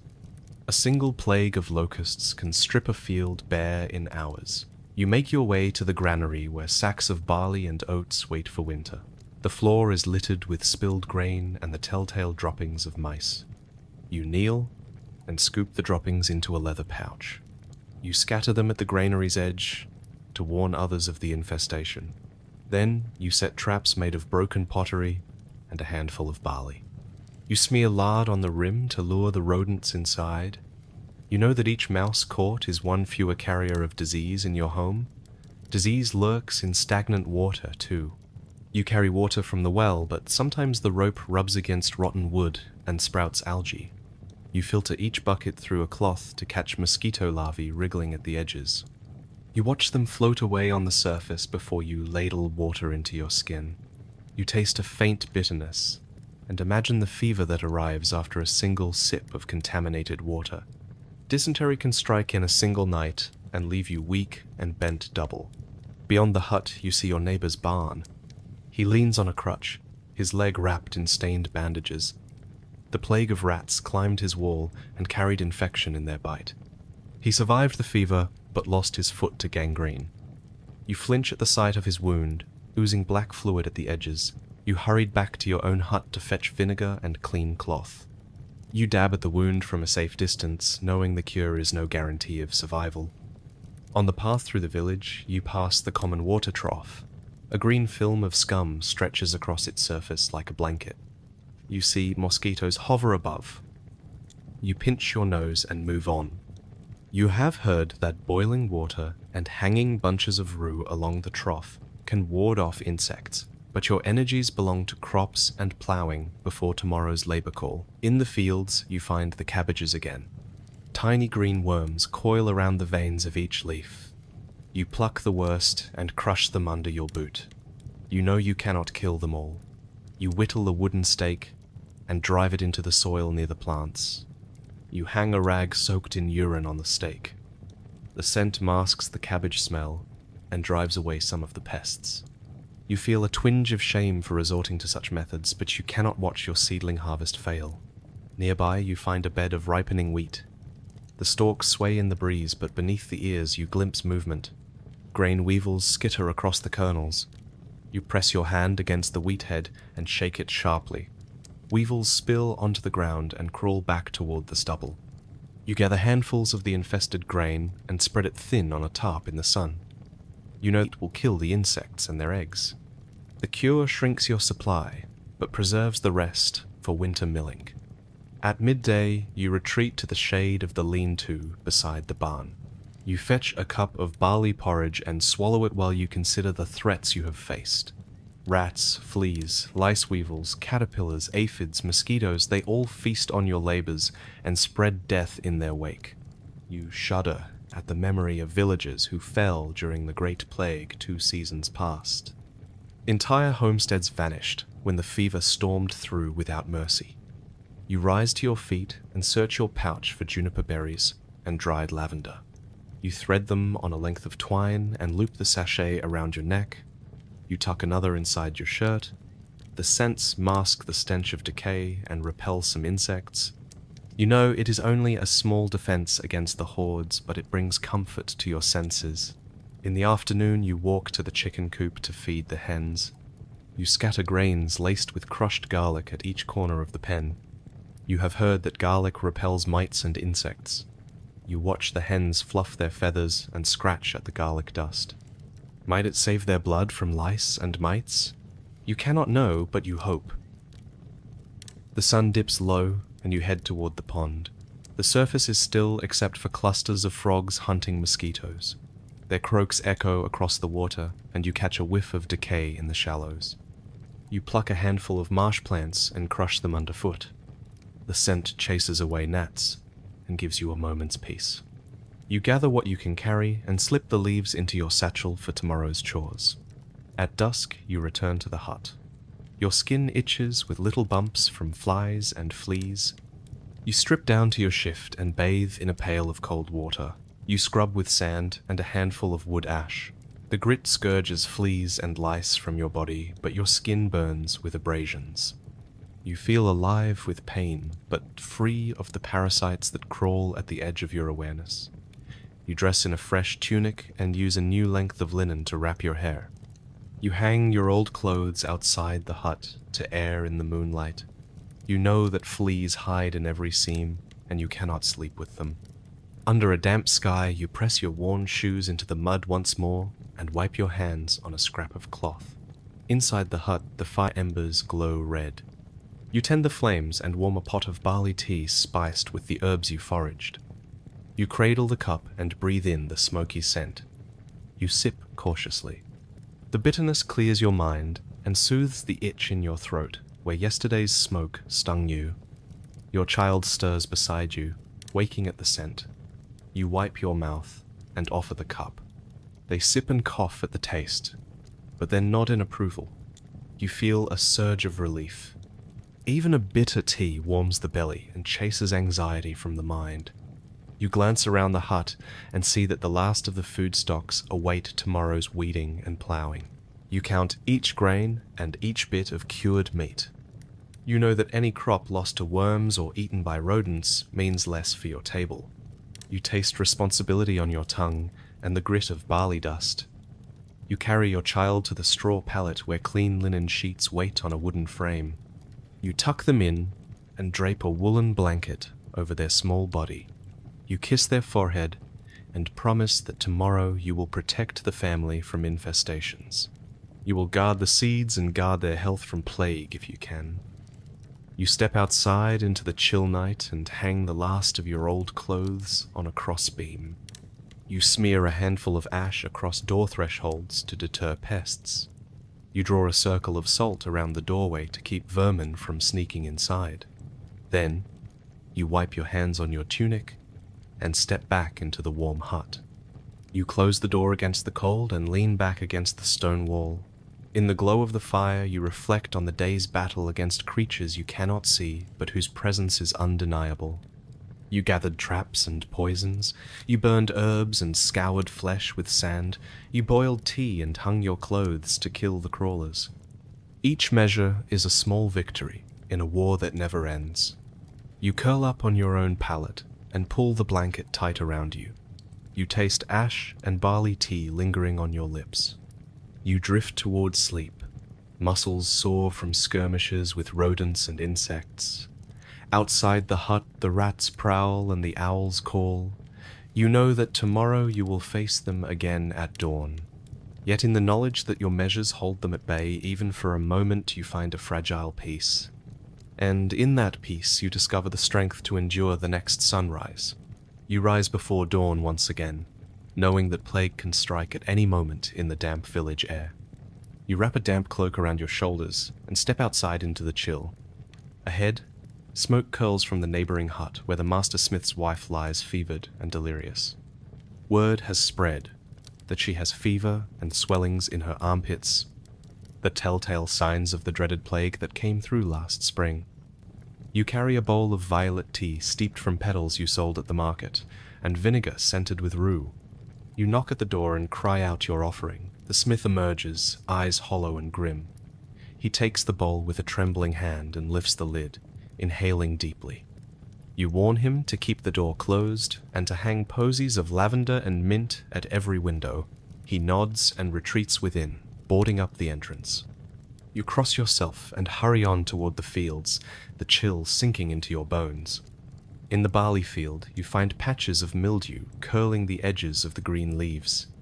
You dip a bundle of straw into a bucket of lime wash that you mixed this morning. With both hands, you brush the lime across each leaf, coating the plants in a white film that will stifle the fungus. You feel the grit of lime under your nails as you work, and you taste grit on your tongue from brushing sweat and lime splotches away. Every plant you treat is an act of defiance against decay. Beyond the barley, you see the vines of peas and beans. Tiny holes pock their leaves from flea beetles. You fetch a handful of ash from last night's hearth. You toss ash into the soil around the plants, creating a barrier that deters small insects. The breeze carries wisps of ash across the field, and you cough into your sleeve. The plants will suffer a little powder, but the pests will starve. You wipe ash from your boots and move on. At midday, you pause to catch your breath in the shade of the withered oak at the field's edge. You shake the ashes from your hair and sip your water from a goatskin flask. The air tastes of dust and sweat. You notice birds circling overhead. The blackbirds have learned to feast on the infestation of beetles. You consider building perches for owls and hawks to take residence near the fields. A natural predator is worth more than any spray. You return to the village just as the church bell tolls for midday prayers. You hurry inside, treading across the cool stone floor toward the priest. The church is filled with the scent of incense. Flickering candles illuminate the faces of the faithful. each bowed in solemn hope. You light a candle of your own at the shrine of Saint Roche, the protector against plague. You whisper a prayer for your neighbors and for your own family. You feel a tremor of fear give way to resolve. Outside the church, you see a line of villagers waiting at the common well. You approach and see that someone has dropped a coin into the water to pay a blessing fee. You raise your bucket and dip it into the spring. You filter the water through a cloth and take a careful sip. It is cool and clear. You imagine that at least this water will not spread sickness. The afternoon brings more signs of the fever. A litter of kittens writhes behind the baker's stall, weak from flea-borne infection. You scoop them into a basket and carry them to the smith who has just completed applying the violet vinegar to his wife's wound. The smith looks at the kittens with pity and agrees to let you slip them beneath a stack of straw in his forge keep. He promises to leave the door ajar so the heat will deter fleas. You hurry onto the granary to inspect the grain stores. The sacks stand in neat rows, but you hear the telltale scratching of rodents. You crack open a sack on the floor and find weevil holes in the oats. You toss the oats into a clean basket and set the sack aside for burning. You scoop fresh grain into new sacks and stack them on higher shelving to keep them dry. You hang a bundle of crushed garlic from the beam above the sacks. The scent will repel mice and rats and keep your family fed longer. As the sun sinks low, you visit the herb garden behind the manor house. The bailiff stands among rows of rue and wormwood, barking orders to the steward. He sees you and waves you over. He points at a patch of feverfew and instructs you to harvest it for tinctures. You kneel and clip a handful of leaves with your small shears. You bundle the herbs and tie them with linen strips. You promise to return tomorrow to gather more. You rest a moment beneath the fading light and watch as workers haul away plague victims to the communal pit. Their bodies lie on carts covered in cloth. Rats swarm over the carts and slip between the beams. You feel a surge of dread. You wrap your bundle of herbs against your chest as if they could shield you. You step aside and let the cart pass, struck by the sorrow of the moment. Back in the village, you glimpse the baker's wife at her oven. She sprinkles a handful of crushed mint over rising loaves. The scent is sharp and fresh in the warm air. You nod in approval. She hands you a small loaf cooled this morning. You take it, pressing it to your chest. The crust feels like a treasure you cannot afford to waste. You promise to share it with your family tonight. Evening arrives with the clang of the manor gate. You hurry to fill the hearth with fresh kindling. You scoop embers from last night's fire and blow gently until the coals glow. You hang your herbs above the flames, letting their scent fill the hut. You fill a pot with water and drop in handfuls of feverfew leaves and lavender. The brew hisses and steams as you stir it with a spoon carved from oak. You pour the herbal tea into cups. You offer it to your spouse and child. They sip slowly, their faces relaxing as the warmth soothes aching limbs and rattled nerves. The tea tastes faintly, bitter, and floral. You feel it working through your body, settling your stomach and calming the itch of insect bites. As night falls, you hang the last of your clothes on a line by the hearth embers. You sweep the floor to clear fallen leaves and ash. You light a final candle and place it on the table by your child's bed. You tuck your child in beneath fresh linen and kiss their forehead. You breathe in the herbal scent of mint and wormwood drifting through the hut. You sit by the fire and reflect on the day's work. You treated mildew and weeds and rodents. You brewed vinegars and traps and teas. You prayed for deliverance and held your child close against the night's fear. Yet you know tomorrow you will face plague rats and insects once again. The threats will never end, but you have fought back today with your own hands and your own wits. You have called on nature's own remedies and on traditions passed through generations. You have tended each plant and each pot with care, and in that care you find a slender thread of hope. You lay your head on the straw pallet, the candle guttering beside you. You taste ashes and tea and barley dust on your lips. Outside, the rain drums on the roof and the rats skitter behind the walls. But here, In the glow of the hearth you rest, knowing you have done all you can to hold disease and pests at bay for one more night. You close your eyes and drift towards sleep, ready to rise again at first light and face the threats anew. You wake before dawn on St. Martin's Day to the scent of roasting goose and spiced wine drifting through the village. Smoke curls from every hearth chimney and shines gold in the sunrise. For once the baker's cart rattles over the frozen mud, its wheels piled high with fresh white loaves as soft as clouds. Children race through the streets brandishing bits of sugar candy they dared not hope for. You pinch the hem of your tunic to stop yourself from running toward the feast. You step into the manor courtyard and see barrels of ale lined in neat rows. Each barrel bears the Lord's crest and promises frothy mugs that slosh sweet and warming against your lips. You hear the minstrels tuning lutes in the hall above the kitchen, where women stir kettles of honeyed pottage and cluck like hens bedecked in festive scarves. The air brims with laughter and the drumbeat of celebration that feels like spring breaking across your skin. At the long trestle table, you find your place between the miller and the scribe. You bow your head as the steward carves the first bird, its breast white beneath a crust of salt and herbs. You lift a wooden trencher and dip its edge into a pool of golden drippings. You follow with a bite of goose, so rich the fat coats your tongue like velvet. Your belly swells in gratitude. For this single day you taste wealth you cannot afford any other time of year. The children squeal as sugar cones spill pink and white crystals into their hands. You steal a kiss of syrup from the edge of your trencher and feel a rare spark of luxury ignite your chest. You pass the cone to your apprentice and watch their eyes widen with wonder at the sweetness.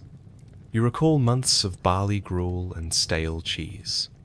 You recall the lash of winter wind through your homespun tunic and the hollow ache of hunger between dawn and dusk. Today all that is forgotten. You rise to join the dance around the maypole erected in front of the hall. Neck and shoulder stiff from ploughing, you move with surprising grace as you weave colored strips around the tall pole. The fiddler's bow skids across strings and the village elder claps in time. Your feet shuffle in the mud and straw tossed for traction. For this blessed hour you stand free of your daily burdens. The world shrinks to the beat of your heart and the warmth of your breath. By midday the feast reaches its crescendo. The steward brings out baked apples stuffed with almonds and honey. You take one, its pastry crisp and heady with spice. You bite through the shell and feel the fruit's warmth flood your mouth.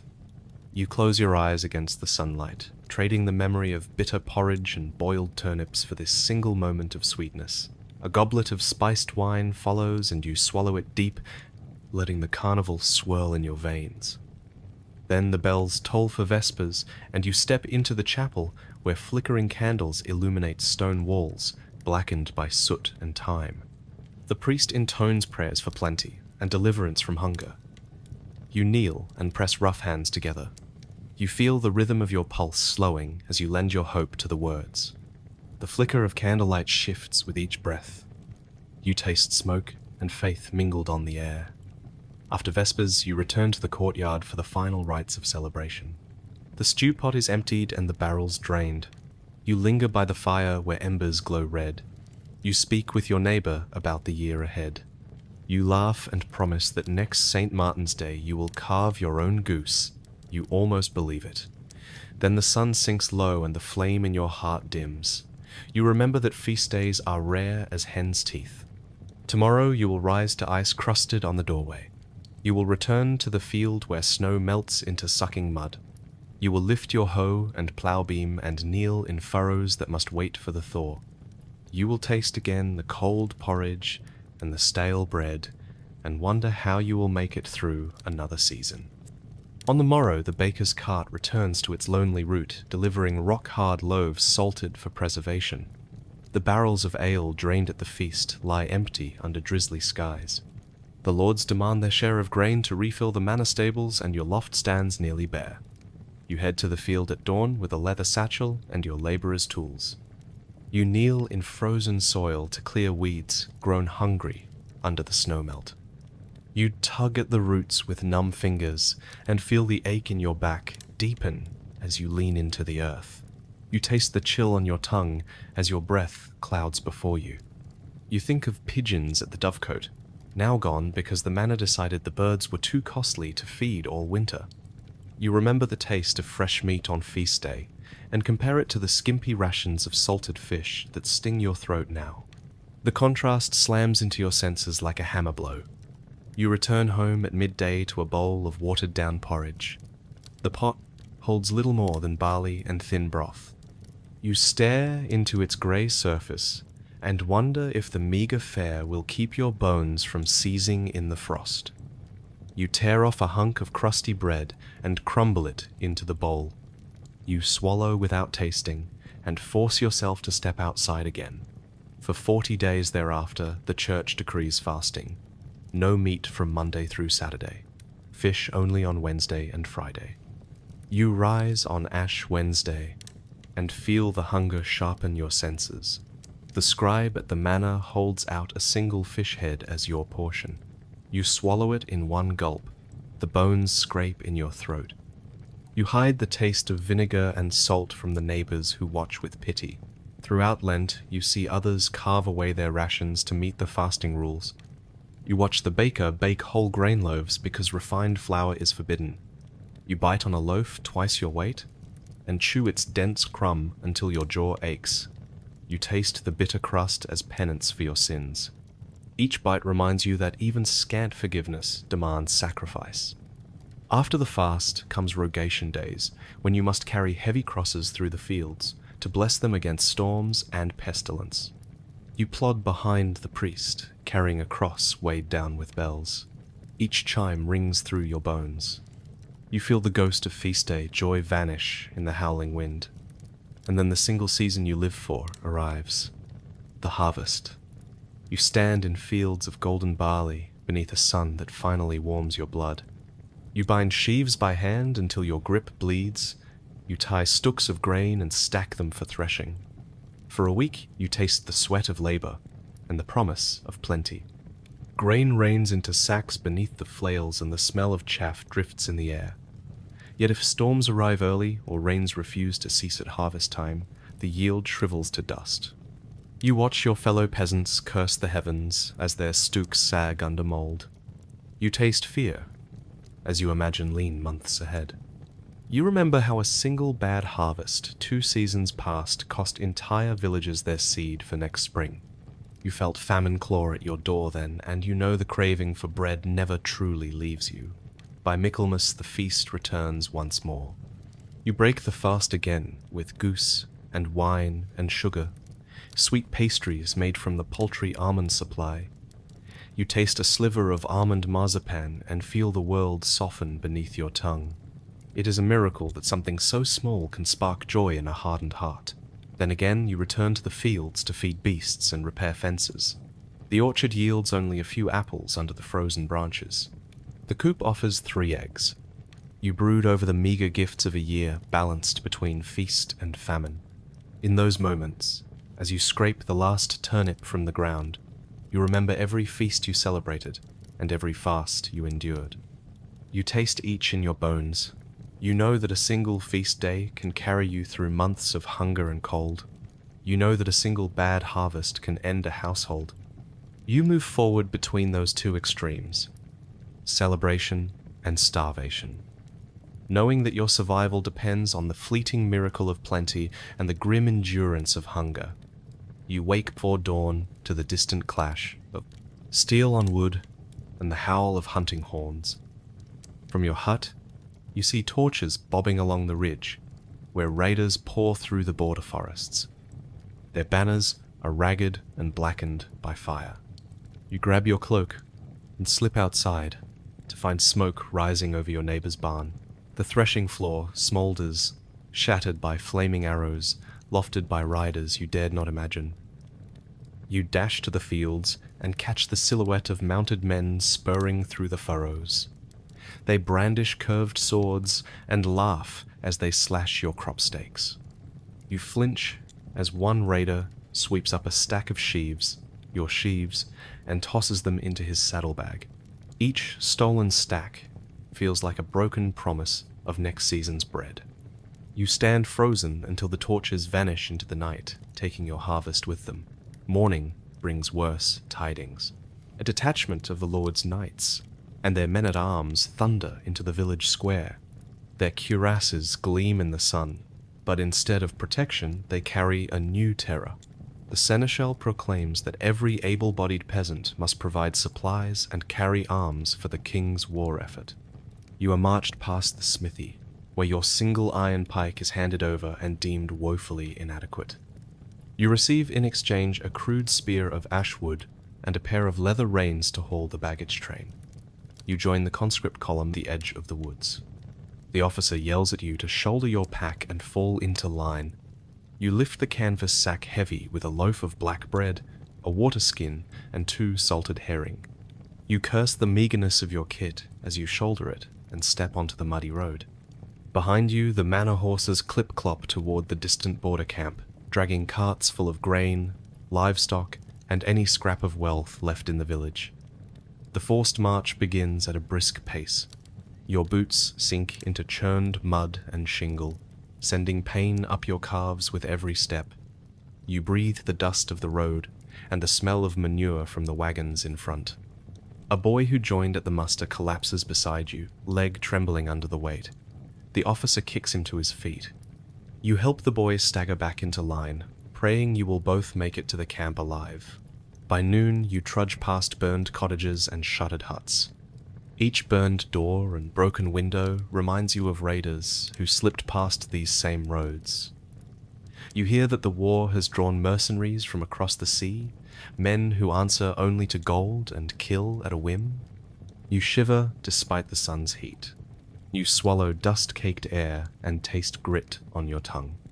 Hunger tugs at your stomach as you break the crusty loaf for half a bite before tossing the rest to a stray dog. As the sun sets, you reach the army's encampment. Tents flap in a meadow churned to mire. Bonfires burn on the far edge where the field artillery and catapults stand. You unshoulder your pack, shoulders screaming in protest, and kneel to receive a tin cup of watery stew. The cook ladles thin broth of turnips and small beans. You thank him in a whisper and drink until the chill of the evening starts to ease. Night brings little rest. You lie on damp grass beside a sentry tower, boots still on, spear within reach. You listen to the groans of the wounded and the wails of the sick. During last spring's plague, many fell in camp, and a new fever has begun to spread again. You taste fear on the air as you wonder if tomorrow's march will find you among the living.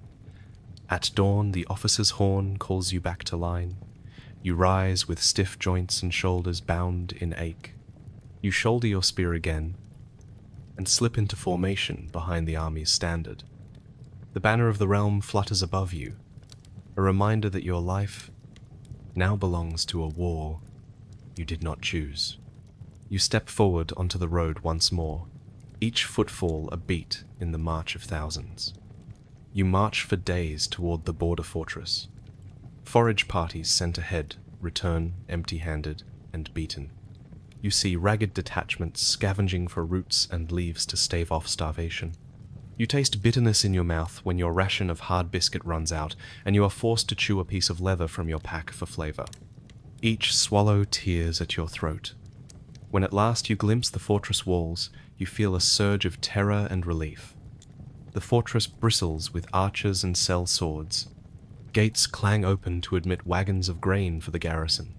You are ordered inside and spat upon by defenders who blame you for the raids. You bow your head and scurry to unload your pack. Inside the keep, you spend a night in a damp stone barracks. You share the moldy straw pallet with 3 other peasants, each coughing from camp fever.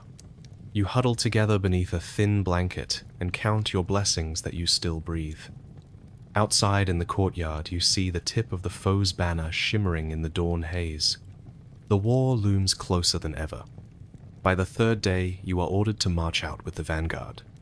You shoulder your spear and join the column filing through the gate. You wonder if you will return at all. You swallow your fear, Grip the shaft tight and step into uncertainty. Each footstep echoes with the terror of raiders you faced on home roads and the fate of those who fell to plague and kill. Still, you march on, driven by orders above your station. Behind you lie fields you will never tend again, barns you will never refill, children you may never see. Ahead lies nothing but slogging toward a battle you cannot fathom.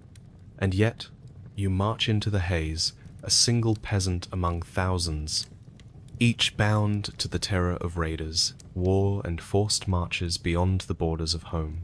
You tread the muddy path toward the manor's gallows, with every footstep heavy in your heart.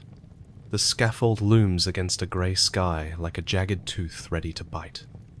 Beneath the hanging beam stands a row of charred stakes where bodies once dangled by the neck until their limbs went rigid. A crowd gathers beyond the fencing, faces pale in torchlight, waiting for justice to be served in a display of power and terror. At the center of the yard, the bailiff steps forward, fat leather gloves creaking at his sides. He raises a hand and cries out the crime of the condemned man whose face is hidden beneath a hood. The offense matters little to you. It might have been stealing a loaf of bread through hunger or disputing the Lord's claim on your crop. The verdict is always the same. Confessions forced through the rack, tongues torn by hot irons, and eyes blinding by red-hot pokers all vanish from record once the sentence is proclaimed. You hold your breath as the hood is removed. The condemned is a fellow peasant, thin and shaking with fever. His eyes search the crowd and lock on yours for a moment. You feel shame for surviving when he stands before you, legs chained, wrists scraped and bleeding, awaiting the noose. He was your neighbor and your friend through frost and famine. You swallow the lump in your throat and force your gaze to fall to the ground. The executioner steps forward with a rope looped in his rough hand. He cinches the knot in one smooth motion and drapes it over the crossbeam. You hear the buckle of leather straps as the man is bound and led to the platform's edge. A hush falls on the crowd. The only sound is the drip of rain from the scaffold beams and the faint sobs of the condemned's cousin at the front of the crowd. When the trapdoor swings open, the man's feet vanish into darkness. His arms clench the rope until the bones in his wrists crack. You flinch at the snap. He hangs suspended for a moment as if caught between this world and the next. His body twitches twice and then stills. A knot of sorrow forms in your chest and tightens until you cannot breathe. After a pause, the bailiff orders the body left to sway and warn any who dare defy the Lord's law. You step back from the platform and feel eyes burning into your shoulders. The cold wind carries the stench of death across the yard. You imagine the rope's fibers cutting deeper into flesh with each gust, reminding the living how close they stand to the end. You leave the crowd to disperse after the Baron's men drag the body to the charnel pit. You feel the weight of every step away from the gallows, as if each foot carries a stone. You pass the stocks by the church door, where a youth whimpers with his head and hands locked in place. He stole eggs again for his starving family. The crowd spit and jeer as he begs for release. He will remain there until his wage matches the eggs, or until the Lord grows bored of his suffering. You hurry past the whipping post, where a woman bends beneath the carved oak beam and bares her back for lashes. She confessed to collecting firewood from sacred forest land. Each stroke of the whip leaves red stripes that glisten with fresh blood. The Lord demands strict order in his domain. No one may take what is forbidden. No one may question his judgment. As you cross the bridge back to your home, you notice the iron ring driven into the stone wall. It marks the spot where traitors were branded with the Lord's seal. The brand looks like a burning sun pressed into flesh.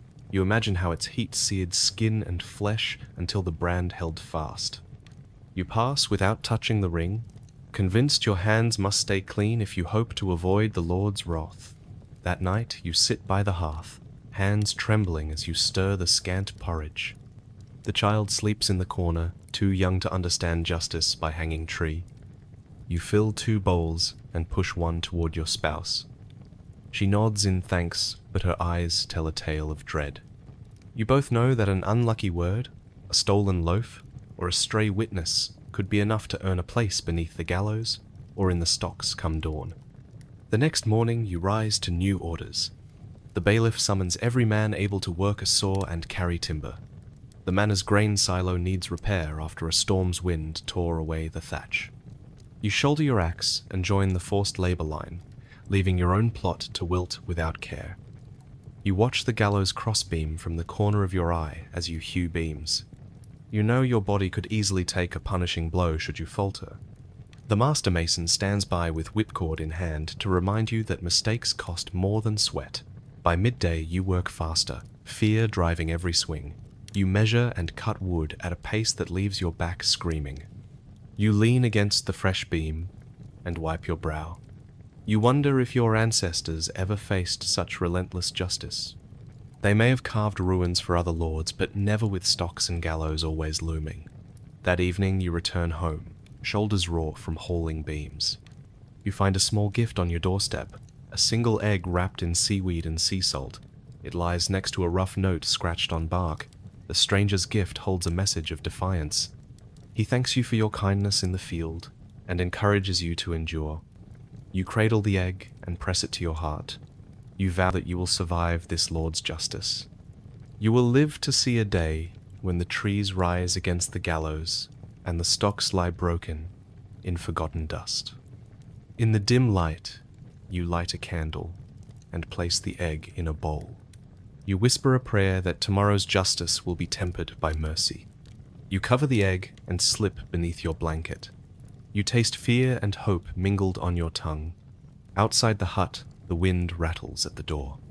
The hanging tree awaits another visitor at dawn. You close your eyes and steel your heart for the day ahead, certain that justice by Lord and hanging tree will not be the end of your story. Winter starvation and frozen bones, you wake before dawn to the silence of a world locked in ice. The door to your hut creaks as you push it open and feel the frozen breath of morning. Frost coats the field like a layer of bone. Every blade of grass is stiff and white. Your boots crack against the frozen ground and send splinters of ice skittering away. You shiver under a cloak heavy with cold. Your fingers ache as you lift a chipped bowl to fill at the well. The rope is frozen to the pulley and frees only with a harsh yank that strains your shoulder. The bucket returns almost solid, crystals clinging to its rim. You pour water into your pot and watch steam rise like ghosts before your eyes. Even the water tastes of ice. At the hearth, you coax embers back to life. The fire sputters before burning bright enough to warm your back. You drop a handful of wood inside and let the smoke curl toward the ceiling. You hang a cauldron of thin porridge over the flames. Each grain of barley is precious this time of year. When your loaf of bread has finally hardened into stone, you will break it with your knife and soak it in this gruel until it softens. Outside the hut, the wind howls across the frozen waste. You step into the courtyard to gather firewood. Frost-killed branches crack beneath your boots and splinter under your axe. You carry a small bundle back inside and stack it beside the hearth. You close the door against the wind and brace your back against the warm stone. The cold seems to recede only a little for each log you burn. You taste hunger keen as steel in your stomach. Food prices have soared since last season's frost burned the early wheat and barley. The baker charges twice the usual coin for a loaf. Your coin pouch lies empty after tithes and corvée. You dare not risk a journey to the market in this cold. Bandits and wolves prowl the frozen roads looking for any soul who dares travel without shelter. You stir the porridge and sprinkle in a few dried turnip cubes salvaged from last autumn's root cellar. The flavor is bitter and faintly sweet. You ladle a small portion into your bowl. You chew slowly, stretching each morsel as long as you can. Your child sits beside you on a wooden stool, shivering in wool that smells of damp and age. You break off a small piece of bread and press it into their hand. They nibble with cold tears in their eyes. Outside the window, the fields lie dead beneath a frozen sky. No seed will stir until the thaw. Snow lingers in drifts because it never fully melts. You recall summer's green promise and wonder if you will ever see it again. Winter stretches before you, like an endless trial of cold and hunger. Night falls fast. Torches flicker weakly along the walls of neighboring huts. You close the shutters and return to the hearth. Flames dance against the dark timbers and cast shadows that twist on the walls. You huddle under your cloak and press your aching limbs against the fading heat. You pray for spring rain and thawing sun. You pray for relief from hunger that gnaws at your bones as fiercely as frost. You drift towards sleep in the cramped hut, the last ember glowing at your feet. You taste cold and flame mixed on your tongue. Outside, the world remains locked in ice. Your spirit shivers, but endures. When dawn comes, you will rouse yourself and tend the hearth again, because frozen bones may ache, but they will not break. You slip through a hidden doorway beneath the granary and find yourself in a dusty cellar lit by a single lantern. The air is thick with the scent of mold and fear. Around you, a handful of villagers huddle close, voices low and urgent. Each face is drawn and shadowed by candlelight. You close the hatch behind you and let the bolt slide home. A farmer clears his throat and spreads a crude map on the table. He points at the manor walls, the guard towers, and the main gate. His voice trembles as he outlines a plan to seize the armory and free the peasants bound for conscription. You press a hand to your chest as your heart races. A spark of hope glows in the dim cellar. A woman leans forward and whispers that last year 4 men tried to burn the bailiff's ledger of taxes. They were caught, tortured until they named every accomplice, and then strung up from the hanging tree. You taste bile at the memory, but you grip the lantern stand and grit your teeth. This new plot will be different, because it relies on stealth rather than fire. You promise silence and loyalty. Each whispered vow resonates, like a promise, against the cold stone walls. You memorize the signal to light lanterns in barn lofts at midnight, the password to exchange at the gate, and the narrow path through the woods that leads to the rear armory door. You know that a single misstep could doom you all. Outside the cellar, the wind rattles shuttered windows. You imagine the manor guard patrolling above, unaware of the danger stirring just beneath their feet.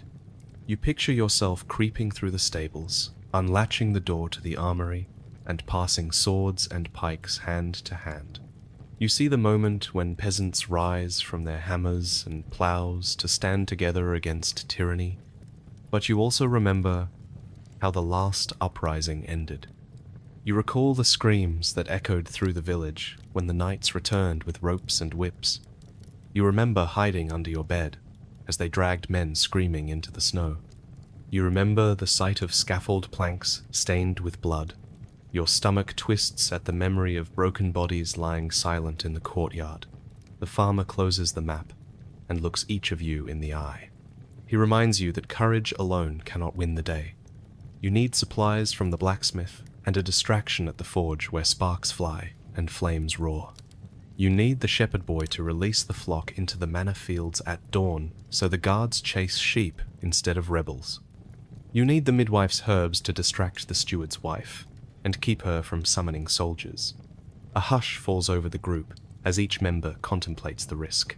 You feel the weight of that moment settle on your shoulders. You squeeze the lantern stand and vow that you will do your part. You will light the barn lanterns. You will pass the password at the gate. You will stand with your neighbors when the call comes. Then, a sudden knock on the trap door freezes you all. The lantern flickers as footsteps echo overhead. You and the others press back against the wall. The hatch rattles. Your breath hitches. You grasp the farmer's sleeve and see fear and resolve shine in his eyes.